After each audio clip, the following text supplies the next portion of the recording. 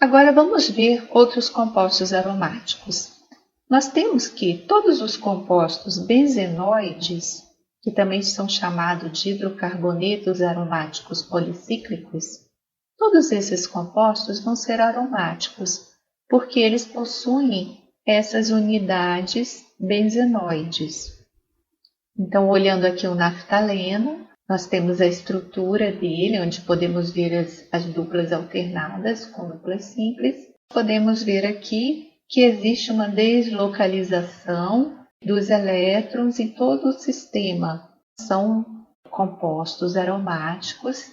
E um detalhe interessante, quando o Ruckel fez a regra dele, ele especificou que eram para compostos monocíclicos, mas depois se viu, principalmente no caso desses compostos benzenoides, que a regra também pode ser aplicada para compostos policíclicos. O requisito de ser monocíclico não é obrigatório. Nós temos vários compostos que são aromáticos e policíclicos, como é o caso de todos esses compostos. Vamos ver também que existem outros compostos aromáticos que são iônicos. Então, não apenas compostos neutros podem ser aromáticos, mas também podemos ter íons. Nós vemos aqui um exemplo interessante que é o ciclo pentadieno. Esse ciclo, ele não é aromático quando está nessa forma, porque vejam que existe um carbono sp3. Mas o interessante dessa substância é que ele tem um pKa extremamente baixo para um hidrocarboneto. Vejam que o pKa dele é 16. Normalmente um hidrocarboneto tem um pKa por volta de 50. Então, o que nós vemos aqui é que quando ocorre a retirada de um próton, vejam que forma a sua base conjugada, que é um ânion, o ânion ciclopentadienila. Este ânion, ele vai ter 6 elétrons. Então, vejam que 4 elétrons são das ligações duplas, mais o par de elétrons que veio quando rompeu a ligação, e este par de elétrons da ligação simples veio para o carbono. Então, aqui nós temos uma situação onde a quantidade de elétrons é a quantidade necessária para ter um composto aromático, que é 6 elétrons π. E nós podemos ver aqui que o fato da hibridização ter mudado de sp3 para sp2 fez com que este par de elétrons ficou no orbital p. Então, com isso, nós vamos ter uma deslocalização completa dos elétrons. Vejam que agora todos os carbonos estão com hibridização sp2, todos eles têm um orbital p e o par de elétrons ficou no orbital p. Assim, a gente tem uma camada fechada de elétrons π. E com isso, nós temos um composto aromático. Aqui nós temos um mapa onde nós vemos a deslocalização completa desses elétrons. Um outro exemplo é o ciclo heptatrieno.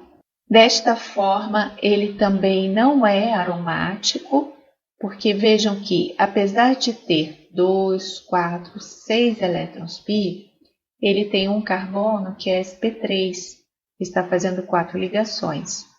O que vai ocorrer nessa situação é que, com a perda de um hidreto, então vejam que aqui vai sair um hidreto, que é o hidrogênio com par de elétrons, diferente daqui de cima, que era um próton, que é o hidrogênio sem os elétrons.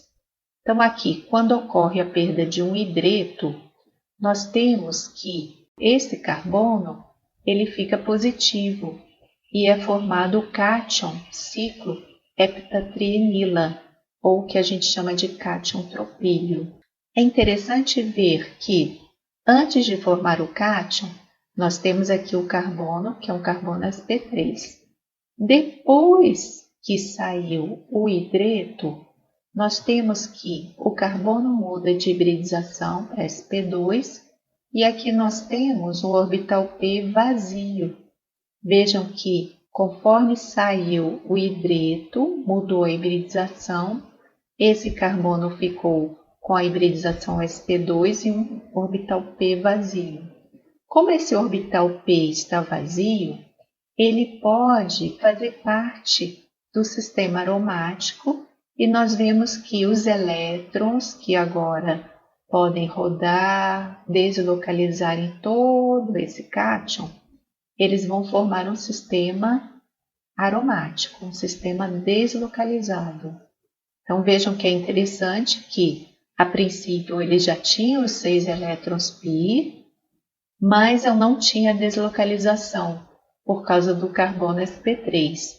Com a saída do hidreto, formou aqui um carbocátion, e aí a gente teve que o orbital P vazio permite essa deslocalização de todos os elétrons. Por isso que esse cátion é um cátion aromático, e aqui nós vemos o mapa mostrando que ele tem essa deslocalização dos elétrons, ou seja, não existe nenhum ponto com uma aglomeração, eles estão completamente deslocalizados. Aqui também um outro exemplo de outro tipo de compostos aromáticos, que são os compostos heterocíclicos. Eles são chamados de heterocíclicos porque eles não possuem apenas carbono. Eles podem possuir nitrogênio, oxigênio ou enxofre. Então, o que nós vemos aqui? Nós temos a piridina, o pirrol, o furano, o tiofeno. E vejam que todos eles vão ser compostos aromáticos, porque em todos eles vai existir uma deslocalização dos elétrons. Mas o interessante notar que entre a piridina e o pirrol existe uma diferença. Observando aqui a piridina, nós vemos que dentro do anel existem 2, 4, 6 elétrons π.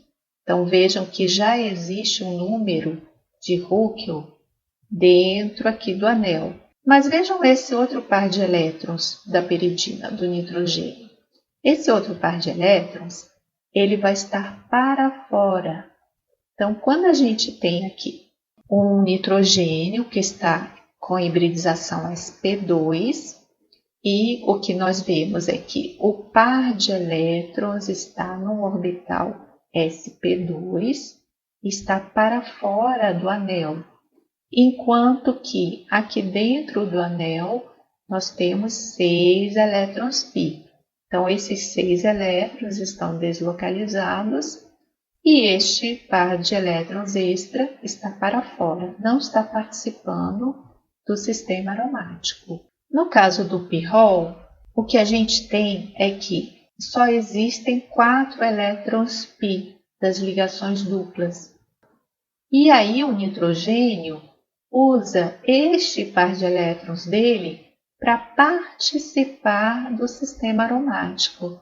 Então, somando esses 2 elétrons aos 4 que já existiam, nós temos agora 6 elétrons π.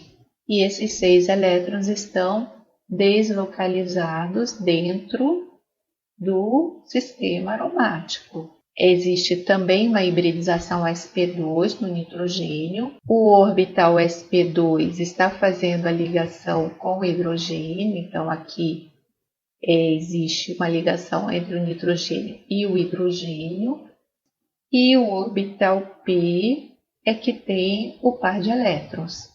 Então, o par de elétrons que participa do sistema aromático está no orbital p. É interessante ver também que a piridina, por ter este par de elétrons para fora do anel, ela tem um caráter básico. Não muito forte, mas ela é um pouco básica. Enquanto que o pirrol não, o pirrol é neutro, porque ele está usando o par de elétrons dele para fazer a aromaticidade. Então, por isso, ele é neutro. Vemos também o caso do furano e do tiofeno. Nesses dois casos, tanto o furano quanto o tiofeno, nós temos que o oxigênio e o enxofre têm 2 pares de elétrons. Porém, somente um dos pares é que é usado no sistema aromático. Então vejam que tanto para o furano quanto o tiofeno, um par fica para fora do anel, no orbital sp2, e o outro par fica no orbital p, fazendo a deslocalização dos elétrons.